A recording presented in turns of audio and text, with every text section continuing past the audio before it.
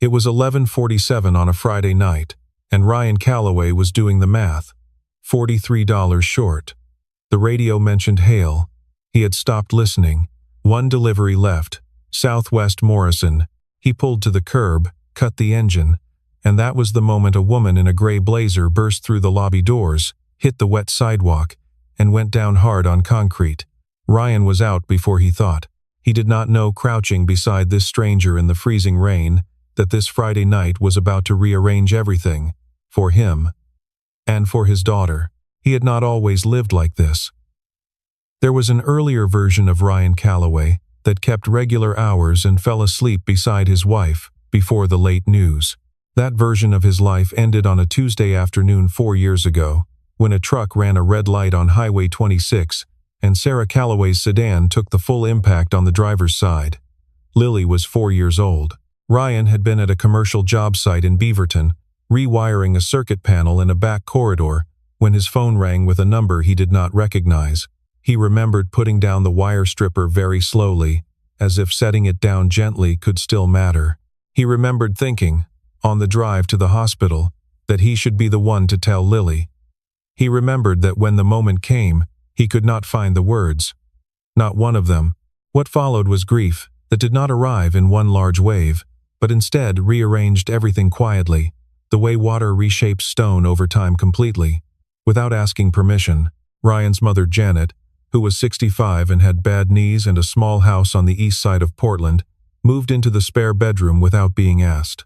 She brought 2 suitcases and a box of pantry supplies and simply began showing up each morning to braid Lily's hair and make sure there was food on the table before Ryan left the house. He took on an evening delivery shift to cover the gap left by Sarah's income.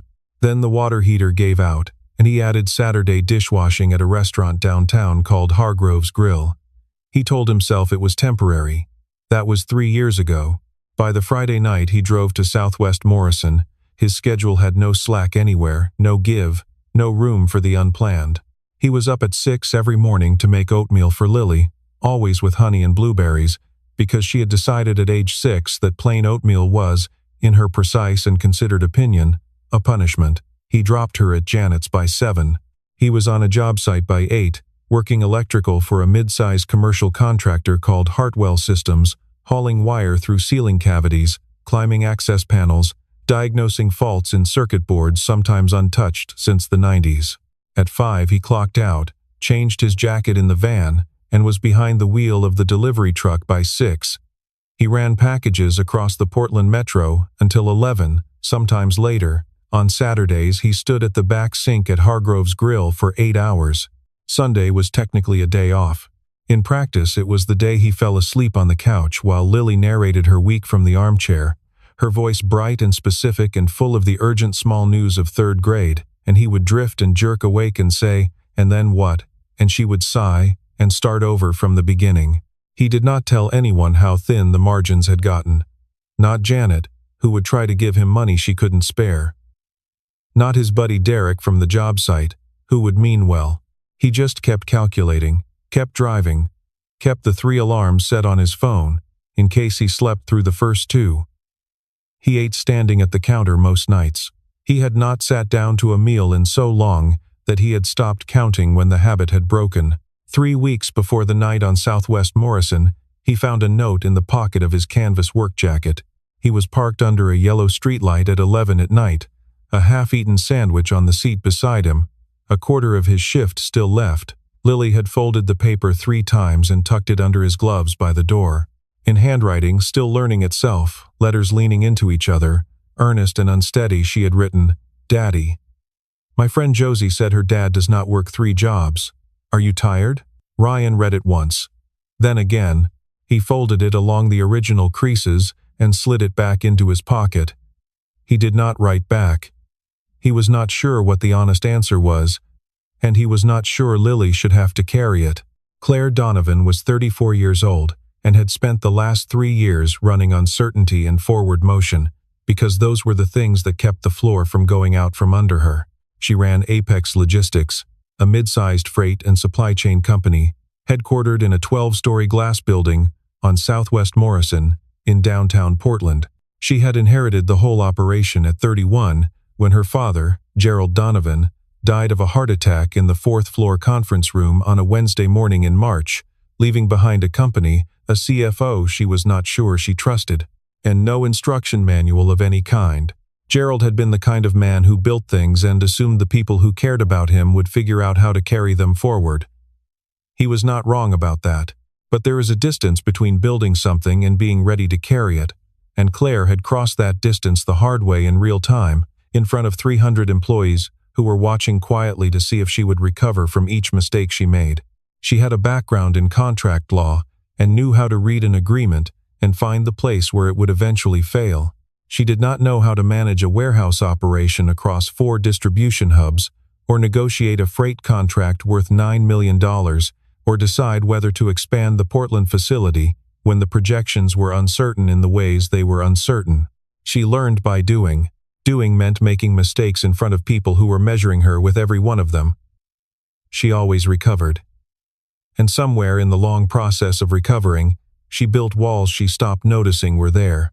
6 years before she came to run Apex, there had been a man named David, an attorney she had met at her Seattle firm, careful and warm, and she had believed, honest in the ways that mattered.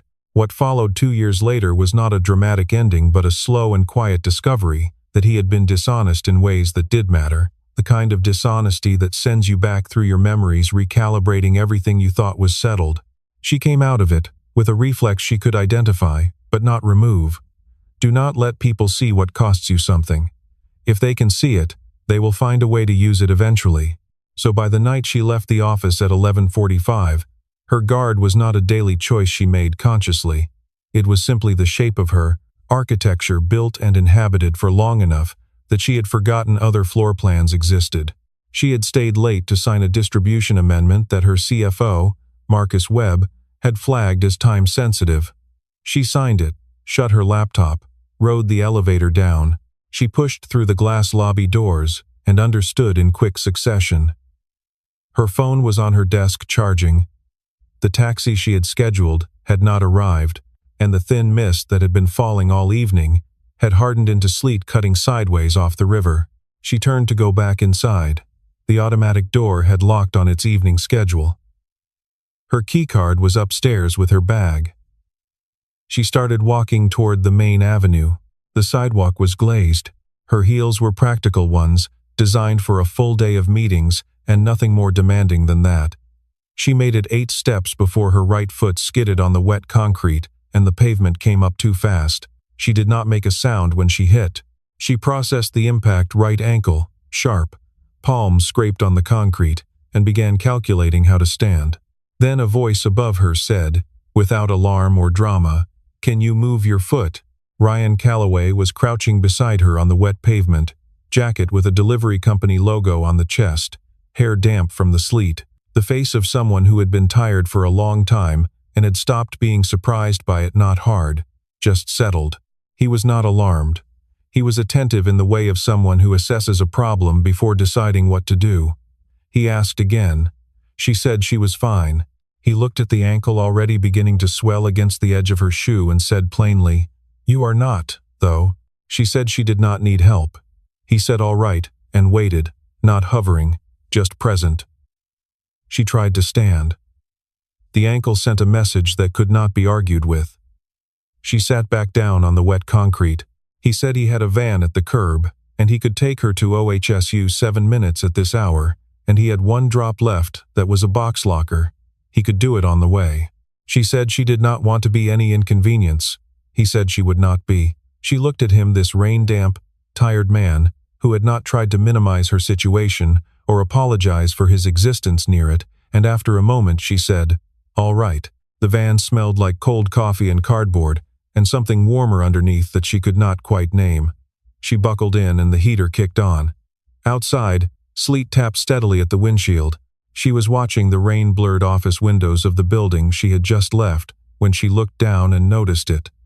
A small stuffed bear, wedged between the passenger seat base and the glove compartment, one ear folded forward, wearing a tiny felt hat that had clearly been made by hand from craft foam. She had not planned to say anything about it. She said, "Is that bear yours?" He glanced over without expression. My daughter's. It slid back there last week. I keep meaning to fish it out." She looked at the bear and did not say anything else. He pulled carefully into the street, both hands on the wheel, not white-knuckled, not casual, just sure. The grip of someone who has driven a great many miles in all kinds of weather and knows how roads behave in sleet. She was beginning, just slightly, to relax into the warmth of the cab when his phone rang through the van speakers. The display read Mom. He answered without hesitating. A woman's voice came through calm on the surface, but carrying something urgent underneath, and the words assembled themselves before Claire had time to prepare for them. "Lily's got a fever, 102.4. She has been crying and asking for you for about 20 minutes now." She watched him. She watched his hands tighten on the wheel, and then, deliberately, loosen the controlled act of a man who has trained himself to stay level, because the alternative is simply not a workable state. He asked 2 questions in a steady voice. Was Lily keeping fluids down? Had the fever gone higher than 102.4? His voice did not waver on any syllable of either question. He said he would be there soon. He ended the call. A moment passed. The wipers moved steadily across the glass. Then he said, without looking at her, "I need to ask you something that does not have a good answer." She said, "Ask it," he said. "Hospital or my place first?" She sat with that for a moment, this question with no correct answer. This stranger's daughter's fever somewhere on the other side of the dark city. Something in her shifted in a way she did not have a name for yet. She said, "Your place." He did not say thank you. He did not look relieved or surprised. He adjusted his route and drove steady and deliberate through the sleet, both hands where they needed to be, at the pace the roads required and no faster. Claire sat with the small bear between them and the heater running, and did not speak for the rest of the drive. She was turning over a specific and unfamiliar fact. She had just made a decision that had nothing to do with her own schedule, her own comfort, or her own calculation. It had taken her less than 3 seconds to make it. She had built her entire professional life on the premise that she always knew what to do with any piece of information she was given. This was one she did not know how to file. He pulled to the curb in front of a small house on the east side of Portland, with porch lights on, and the warm glow of a kitchen visible through the front window. He cut the engine, and said he would be 10 minutes. She should wait in the van. She said of course. He went up the porch steps and through the front door, without looking back. She sat in the dark, with the engine cooling, and the sleet tapping softly at the roof, and the little bear in its felt hat, watching her from between the seats. She was aware that she was sitting very still, in a way she almost never sat still, not thinking about what came next, not running a list, not managing anything, just waiting. It was unfamiliar. It was not unpleasant. The plan changed when the front door opened again. Not Ryan, and a woman with silver hair and reading glasses pushed up on her forehead came down the porch steps without a coat, walked directly to the passenger window of the van, and knocked twice. Ryan's mother looked at Claire, ankle wrapped in Claire's own scarf now, blazer still damp at the collar, and said, "Come inside. I have decaf on." It was not a question. It did not leave room for one. The house was warm in the way that houses get when they have been genuinely lived in over years, without self-consciousness or design. Children's drawings occupied the refrigerator in overlapping layers, the oldest ones faintly sun-faded at the edges. A pair of small boots by the front door had been decorated with purple marker flowers, enthusiastic blooms, inconsistent and determined. A string of soft lights ran along the top of the kitchen cabinets, not seasonal lights left up from forgetfulness, but something chosen, something someone had decided should stay because the warmth of them mattered.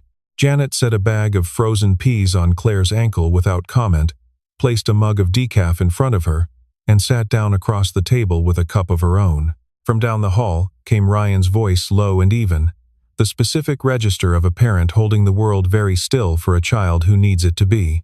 The voices settled. There were soft footsteps in the hall, and then a small girl in planet-printed pajamas appeared in the kitchen doorway, dazed but determined, with the particular quality of a child who has a fever and is still resolved to investigate a new situation. She had her father's eyes exactly, steady, measuring, unhurried. She looked at Claire for a long, careful moment. She said, "Are you the lady from the van?" Claire said yes. The girl said, "I'm Lily." Then, after a brief pause, "Are you sad?" Claire said. "What makes you ask that?" Lily said. "You look like a sad person, like how my dad looks when he thinks I am asleep but I am not, and he is sitting at the kitchen table not reading anything. He just looks like that." There was nothing in Claire's professional vocabulary for this. No boardroom language, no contract phrasing, no management framework developed across 3 years of learning a company from the inside. She looked at this 8-year-old girl with a fever and a felt hat bear and a precision of observation that belonged in someone twice her age, and she said, "I am okay." Lily considered this in the tone of someone registering an answer without necessarily accepting it. She said okay and padded back down the hall. Ryan appeared a few minutes later, rolling his sleeves down, and found Claire at his kitchen table with frozen peas on her ankle and a mug in her hands. He looked at her with an expression that was hard to name, not embarrassment, not apology. Something more like the look of a man who is used to managing everything alone, suddenly standing in a moment he did not manage. He said Lily's fever had come down a little. He said Janet had already called a car. He sat down across the table. Neither of them said anything particularly significant for a few minutes that felt longer than they were, the way certain kitchens slow time without explaining why.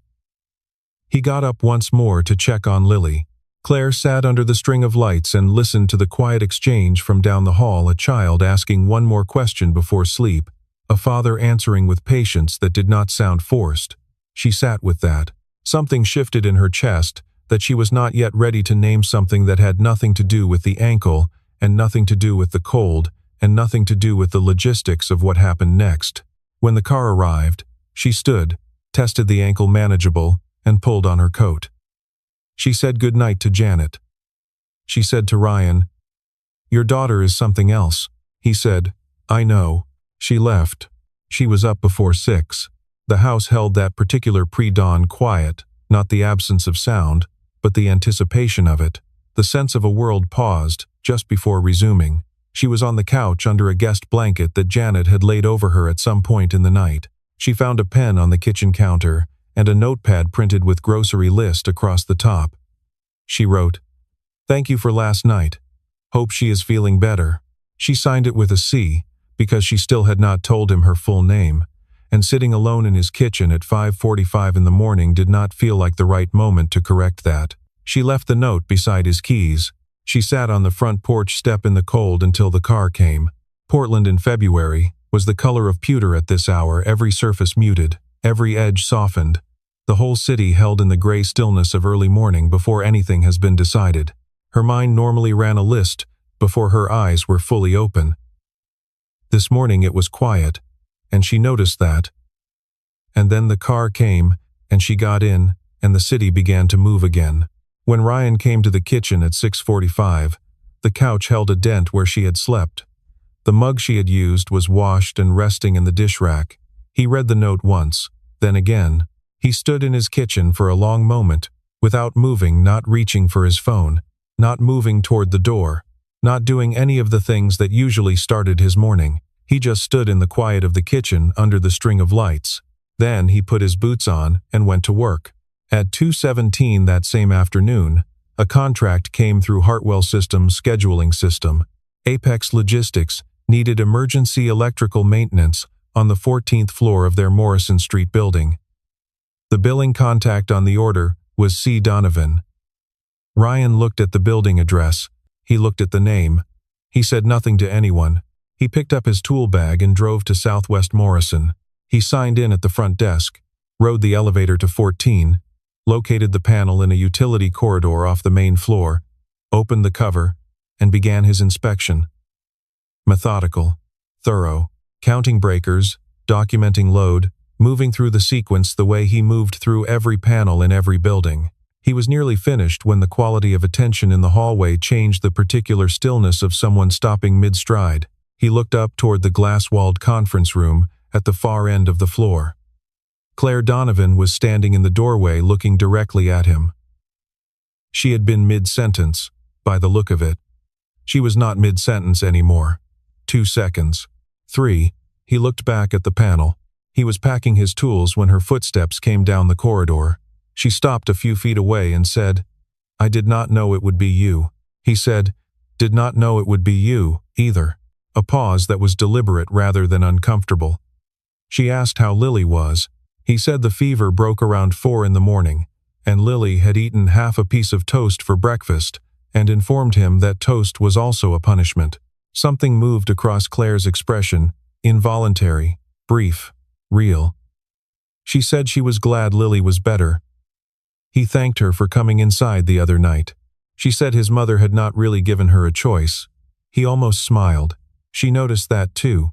She offered to reimburse him for the trouble, the detour, the time. He said that was not necessary.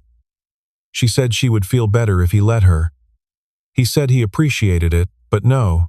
She looked at him with the focused attention she brought to things that surprised her, and he met it without making anything of it. They stood in the corridor and talked in the way of people figuring out what kind of conversation they are actually having, neither one naming what was underneath it. When he said he had another job to get to, she said goodbye. He said goodbye. She watched him walk to the elevator. She went back into her meeting. That evening, Marcus Webb knocked on Claire's office door and entered without waiting for an answer, his habit, and also, she had decided a long time ago, a small test he ran to see how she would respond, which meant that calling him on it would hand him something to use. He was 44 years old, groomed with the confidence of a man who had always been the smartest person in whatever room his father had placed him in. He had been Gerald Donovan's CFO for 6 years before Claire inherited the company, and he had made himself indispensable in the 3 years, since in a way that was both undeniable and faintly off-center, like a load-bearing column placed 2 inches from where it should be, functional but not quite right, in a way that was hard to point to directly. He asked about the maintenance contract, specifically why the billing contact had gone through her office rather than facilities management. She said she would explain it later. He said, of course, no urgency. He just wanted to make sure the budget codes were aligned before month-end close. He left. After he was gone, she sat for a moment with the particular sensation she always got after a conversation with Marcus, the feeling of having been scanned carefully without her consent. She opened her laptop. She worked. She tried not to think about Ryan Calloway. On a Tuesday, 10 days later, Ryan's supervisor at Hartwell Systems called him into the site office at the end of the day. He said the Apex Logistics maintenance contract had been flagged for review, not canceled, flagged. A budget discrepancy on the client's end. No timeline on resolution. Ryan thanked him and went to his van. He sat with the engine off and did the math. 3 guaranteed shifts. Gone. Not a catastrophe, but a subtraction he had not planned for, coming in a month that did not have room for subtractions. He was tired of subtracting. He started the engine and drove to his Saturday shift. Hargrove's Grill. Back sink. 8 hours, wet gloves. The kitchen clatter loud enough in the first hour to feel physical, normalized by hour 5 until you stopped hearing it as noise at all. He was hauling a rack of clean plates to the prep line at 8:15 when he saw her through the pass-through window. Corner table near the front window. A man in a suit across from her. Menu open in her hands. The slight crease between her brows that meant she was fully attentive to whatever was in front of her. She had not looked up toward the kitchen. He went back to the sink. He kept his pace and his route. The kitchen and the dining room were separate worlds, and the evening would hold that separation on its own. At 9:40, a server came through the swing door, holding a folded note and a business card. She said the woman at table 7 had asked her to give these to the person washing dishes. Ryan dried his hands and opened the note. The handwriting was tight and precise, each letter deliberate. The contract suspension was not about your work. I am sorry. He turned the card over. Claire Donovan, CEO, Apex Logistics. He stood at the prep counter for a long moment, reading the note, and then the card, and then the note again. Then he put both pieces of paper in his jacket pocket, the same inside pocket where Lily's folded note had been living for weeks, tucked next to a receipt he kept meaning to throw away, and went back to the sink. That pocket had become an unintended archive. 2 pieces of paper, both folded, one from his daughter, who worried about him from across the house in the middle of the night and wrote it down in crooked, earnest letters, one from a woman he had met on a wet sidewalk, who had apologized for something that was not her fault and left the apology without waiting to see where it landed. He did not analyze what it meant that he kept both of them. He just kept them and finished his shift and drove home in the dark. Marcus Webb had been methodical as far as these things go. He had been diverting revenue from the Meridian distribution contract for 8 months through a network of subcontractor billing arrangements that were constructed to look like standard multi-tier accounting practice. The discrepancy lived across 3 separate documents: original vendor invoices, the internal disbursement records, and the consolidated summary ledger submitted quarterly to the board. It required examining all 3 side by side, simultaneously, to see the pattern. He was confident no one would do that.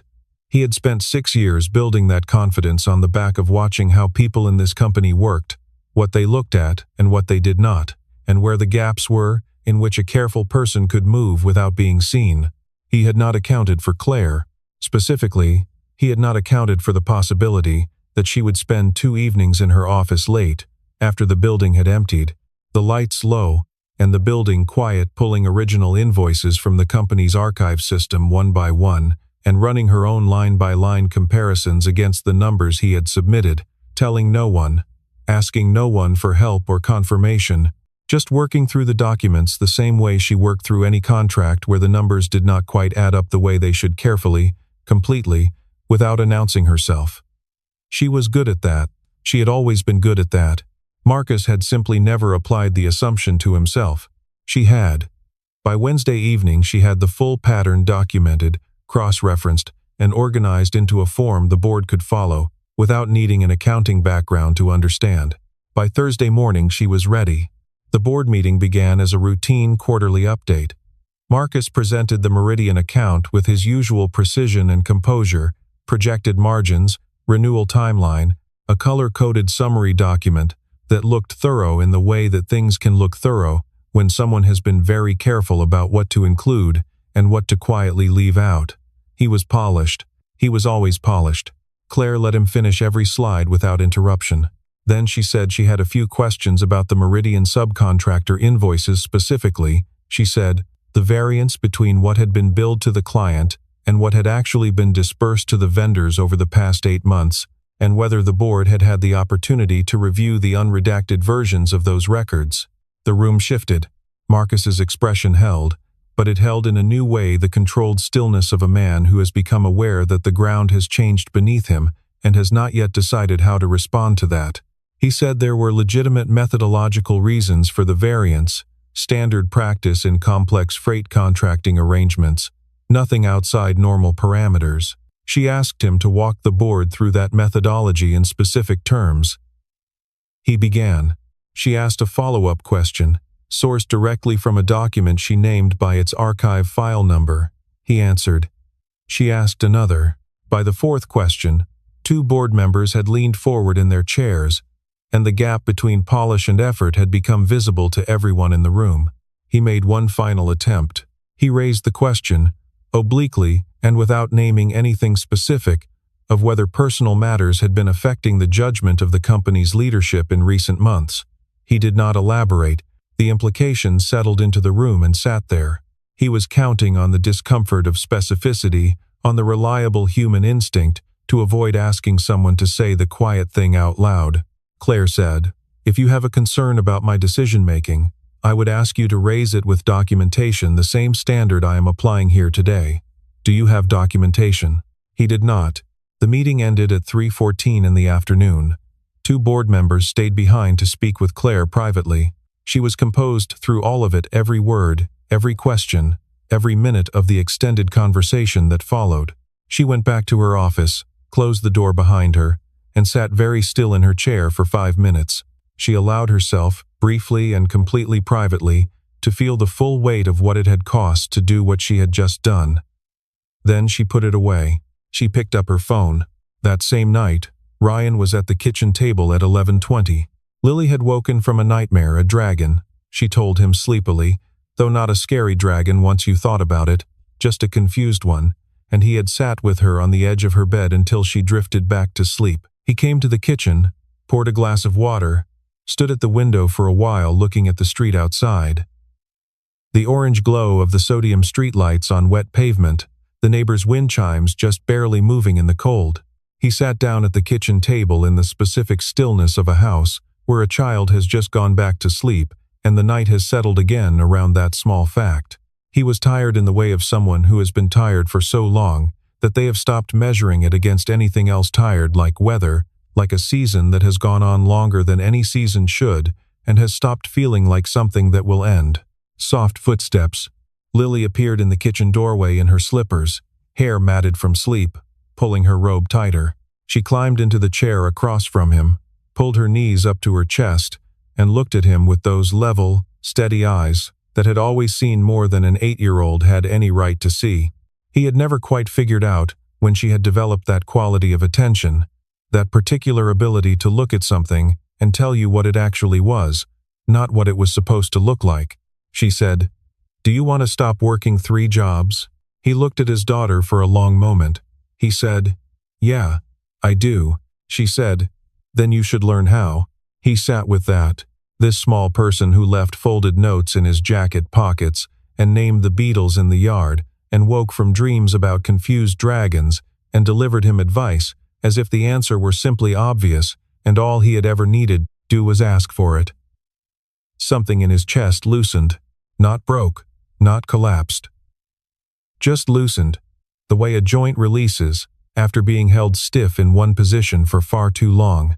He felt the exact moment it happened, and the difference between holding and releasing was something he had not known he could still feel. His phone lit up on the table. A number he did not have saved, but a downtown Portland area code. He picked up. Her voice on the phone was different from the corridor at Apex, less managed, the sound of someone who has had a very long day and is no longer spending energy on how they come across. She said the contract suspension was being reversed effective Monday morning. She said it had been an internal matter and it was being resolved. She was sorry for the disruption to his work schedule. He thanked her. A pause extended between them that neither of them rushed to fill, the comfortable kind of silence that does not need to be about anything in particular. Then he said, "Have you eaten dinner?" A beat of silence. Then, "No," he said. "Neither have I." She said, "It is 11:30 at night." He said, "There is a diner on Burnside, good grilled cheese. They are open late." The pause that followed was the kind that is not uncertainty but decision, the kind where the answer is already fully formed and the pause is simply the space before saying it out loud, the breath before the word. And then Claire Donovan, who had built her life on careful architecture, who had not let anyone genuinely pass the outer layer of herself in longer than she could precisely account for, said the word. Okay, 3 months, moved the way time moves, when it is full rather than empty forward, steadily, without the grinding friction of counting days. The Apex maintenance contract came through as a long-term agreement, stabilizing things in a way Ryan had not fully let himself anticipate until it happened. He kept 2 delivery shifts a week, not because the money required it anymore, but because he was not quite sure who he was without the motion of it. He gave up the Saturday shifts at Hargrove's Grill. He slept on Saturdays for the first time in years and discovered that he had always liked sleeping and had simply, in the press of everything, forgotten. Lily started sleeping through the night more consistently. She joined a nature club at Cloverfield Elementary that involved soil samples and magnifying glasses and a level of scientific narration available at the dinner table whether Ryan was ready for it or not. She still left notes in his jacket pocket. Different notes now, not worried ones. One said, "I made a friend named Priya today. She knows a lot about birds." Another said, "I found a beetle in the yard. His name is Gerald II because there was already a Gerald at school." Claire settled the Meridian situation with the board's full support. Marcus Webb was gone by the end of February efficiently, without theater, in the way that necessary things get resolved when you are clear about what is necessary and why. She restructured the CFO oversight process, brought in an interim auditor, and began the slower personal work of trusting her own judgment again. She started leaving the office before 8:30. For Claire Donovan, this was enormous. On a Saturday in early March, she drove to the house on the east side of Portland. Lily opened the door and called toward the hallway. "Dad, the sad lady is here." But she is not sad anymore. Ryan appeared from the kitchen and said, "She has been saying that all week." Claire said, "That I am not sad?" He said, "That you were coming." They sat on the back porch while Lily conducted her investigation of the yard magnifying glass, spiral notebook, ongoing narration. The yard was the pale green of early Portland spring. Ryan brought 2 mugs. They sat side by side and did not talk about the company or the board, or the 3 jobs, or the wet sidewalk that had started all of this.